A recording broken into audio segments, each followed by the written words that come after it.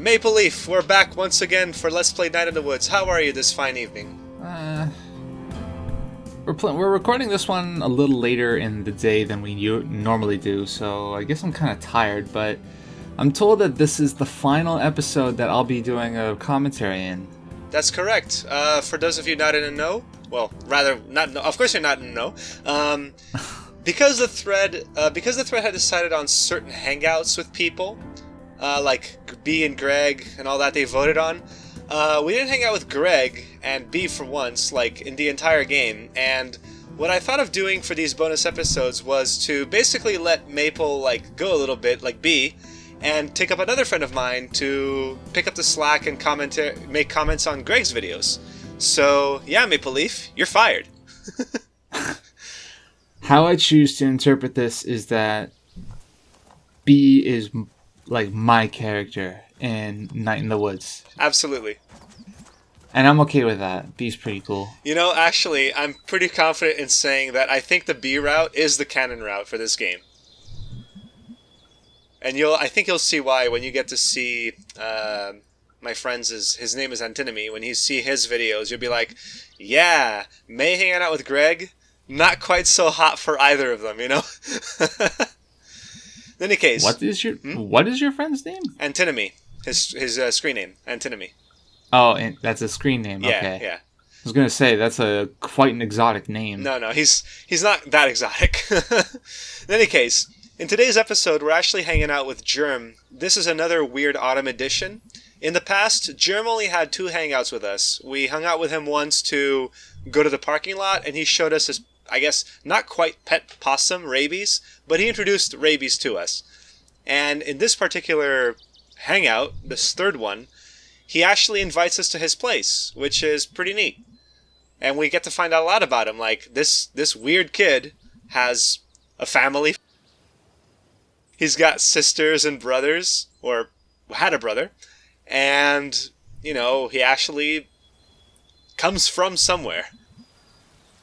Everyone else is like, where does Germ come from? What the fuck does he do? I mean, I'm sure he came from a house with parents. Have you ever met one of those people you're like, how does this person even exist?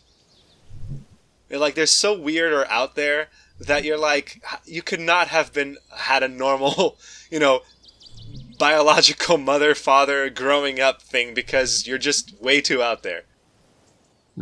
I have met one person that fits that description. Can you describe him a bit? It was in 2012. For anyone not in the know, I play Super Smash Bros. Competitively. Hold your Fox Only Final Destination jokes, I've heard them all. In 2012, I went to my first out-of-region tournament called Apex. Mm-hmm. And it was in New Jersey. And there I met this clammy guy that, frankly, I had no idea could possibly exist. Okay, what do you mean by couldn't possibly exist? Like, are we talking a stereotype here? His hair, no, not a stereotype. His hair was very thin. It went down to, well beyond his neck, but it was very thin, so, he only had a couple strands. Mm-hmm. All across the circumference of his head. Okay. He was very clammy. He was very pale. On one foot he wore a shoe, and on the other he wore a sock with a sandal. Okay.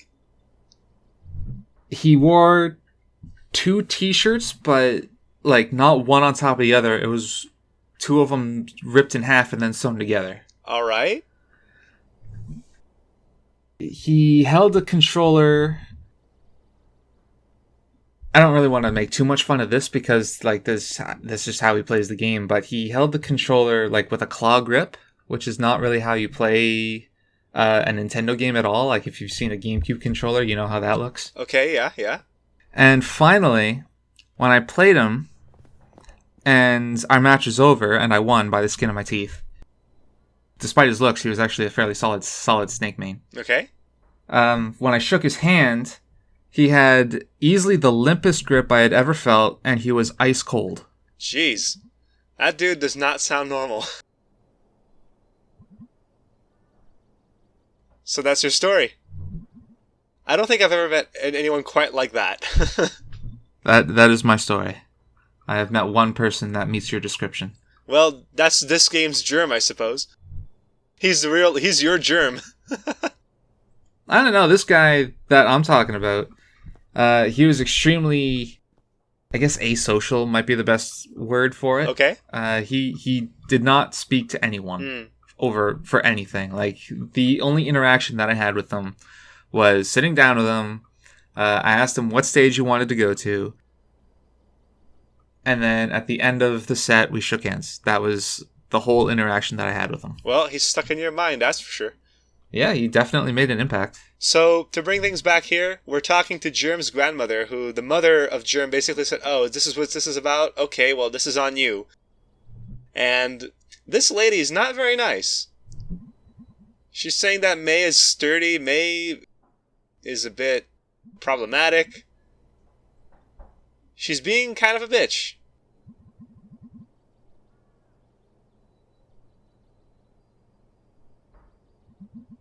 Have you ever met someone like this lady? Like, you've never met them before, but they're already very judgmental? They're already hostile and judgmental? Absolutely. I've met people like that. You will go down. In these woods. Now, she's not necessarily wrong. Like, May does... I mean, this is before May meets the cult and gets, shot at and falls into a coma or gets a head injury or whatever.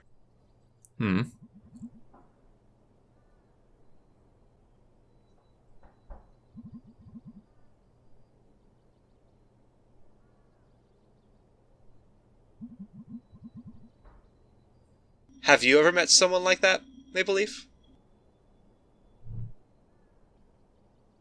Someone that's, like, extremely judgmental when you first meet them? Yeah. I'm sure I have, but unlike the clammy guy, he hasn't made too much of an impression on me. At least not enough for me to remember off the top of my head.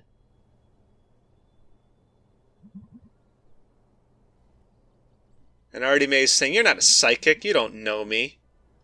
Whatever it is that's wrong with me. I mean, you're wrong with... You are what's wrong with me right now.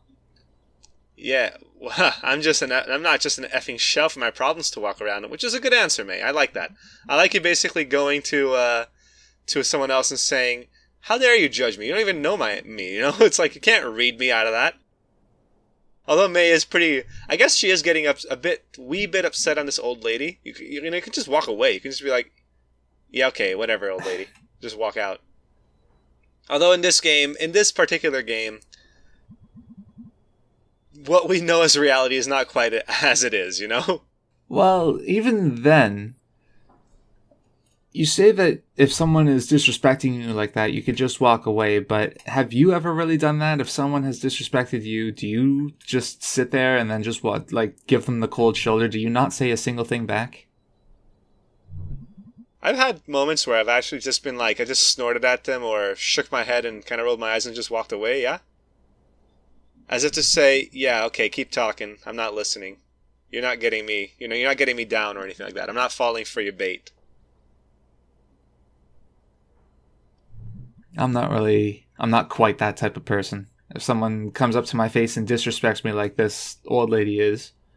Well, there's a difference of disrespect, right? I mean, if someone's getting aggressive physically, that's another story. No, not physically. Like, I've very rarely had someone put their hands on me, for example. Right. But if someone starts insulting you, you'd just be like, fuck off.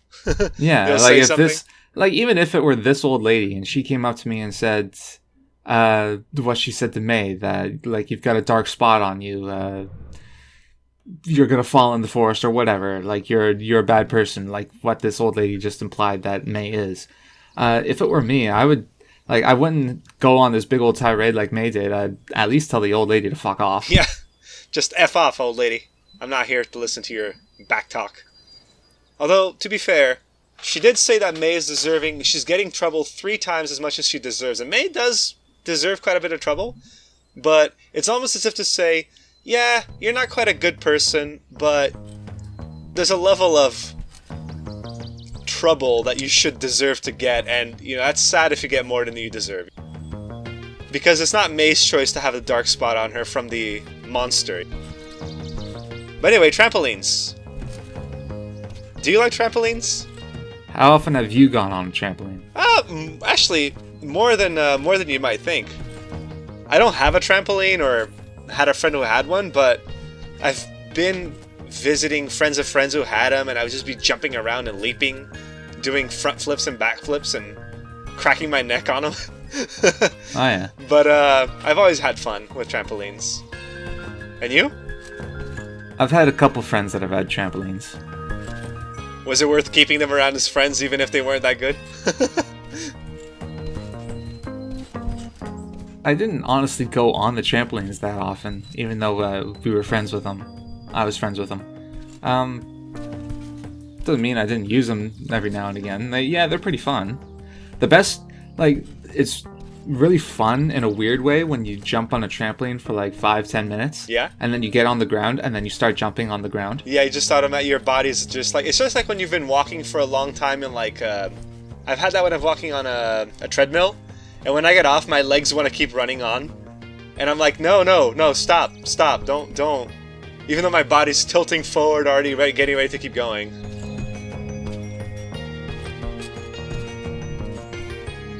You know what I would like to go and visit? What's that? Is one of those fitness centers that are just trampolines. Oh yeah, the whole thing. Like a parkour zone or something. Something like that. I think a parkour zone is different. That's more like an obstacle course. I'm sure you know what it is I'm talking about. I know it. I know actually. There's one in Montreal here. I haven't been there yet, but I was like, oh dude, that would be so rad. I just don't know what they're called specifically. Maybe probably a trampoline center or something. I'm sure if you Google that, you'll get a hit. Maybe. Here in Halifax, when I was younger, my mother enrolled me in gymnastics. And that was mostly just more parkour obstacle course stuff where, just say for example, there would be a pole stretched horizontally across a pit. Mm-hmm. And we were supposed to put our hands on it and then twist our navels around the pole and then do a whole flip around the pole just with the strength of our hands attached to the poles. Sounds like you were doing some Assassin's Creed shit. It was really good core strength, but what I remember most, or maybe not most, but what I remember clearest about these gymnastic centers is they had something called a cheese pit. A cheese pit? Yeah, or at least that's what they called it. And it was a big old trampoline, not like a super huge trampoline, but still bigger than average. Mm-hmm. And there's literally just a hole in the ground that was filled with yellow foam. Okay. And literally all you did was just jump off the trampoline, do a bunch of flips and twists, and then land in the pit. Oh, okay. So it's a bit like falling on a bunch of pillows. Yeah, so there was no technique or anything to it. You were just told to jump on the trampoline, do a flip, and then land in the pit. Okay. Sounds fun, actually. That's about the whole story. Yeah, it was pretty fun. Sometimes you land right on your head, but it's basically just landing in a bunch of pillows. Foam absorbs your impact really well, so it doesn't actually hurt. Nice. Sounds like you need to visit it again just for fun. I don't know if it's still around. What a shame. But, I don't think I would mind doing it again. I mean, when I was in gymnastics, I was 8, and I am now 29. 21 years separating you from your memories. Yeah, it's not something that you would immediately say this is an adult thing to do. Mm-hmm. But fuck it, I'm an adult. I'll decide what I think is an adult thing to do. I like the fact that one of the parrots there, probably the one on the left. Yeah, I think it's the one on the left. He is the guy who was working on May's street. And he was like, yeah, I've seen you around, May. How's it going? How's your dad? That's cool.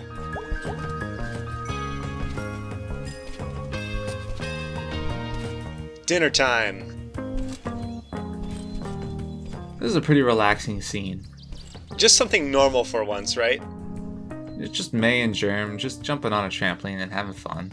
Very innocent, good, and clean fun. And they ate Sloppy Joes. I mean, come on. They had the best day ever. Do you like Sloppy Joes? I have had Sloppy Joes once. And they were alright. Yeah, as long as they were alright, that's good, right? Yeah. Weird question, here go. Why did you invite me up here? A valid question. Do you need a reason to invite a friend to come over and have a good time? See, but Germ and Greg are like even tighter than Germ and May are. But Greg or Germ is just like nobody knows where he's from. He doesn't really talk to people. He's kind of a weirdo. He's not asocial like your Germ. It seems you've been having a hard time lately. And I thought you'd like to chill out for a bit. And that's a really cool reason. That's a really nice thing to do. Yeah, that's a nice thing for Germ to say. Everybody else is like going somewhere. Or wishes they were. But you're just like not. I'm not sure if that's a good thing or a bad thing to say. It's almost as if to say, yeah, your life is kind of pitiful right now, through your bone, but I'm not saying it in that way, you know? I'm just saying, you look like you need a friend. You just need a nice day together. And sometimes that's really all you need, right? Some scenes can be construed, like some acts of kindness can be construed as you taking pity on someone and like that. But, you know, sometimes you just gotta not overthink it. And sometimes just an invitation to jump on a trampoline is just an invitation to jump on a trampoline. Mm-hmm. Well, I mean, Germ kind of did say... We did hang out with Germ twice before, so Germ's like, yeah, you're cool. You've been having a hard time of it lately. Chill out with me, you know? Just have a good time. Have a solid good time. Yeah. So we got one final drawing from this edition. Germ's weird grandma. He's got a big family. And some delicious sloppy joes. Germ is a good guy. Germ, a good guy. A good guy. Maple Leaf, you're a good guy. Thanks for joining me for this, man. Aw, thanks, man.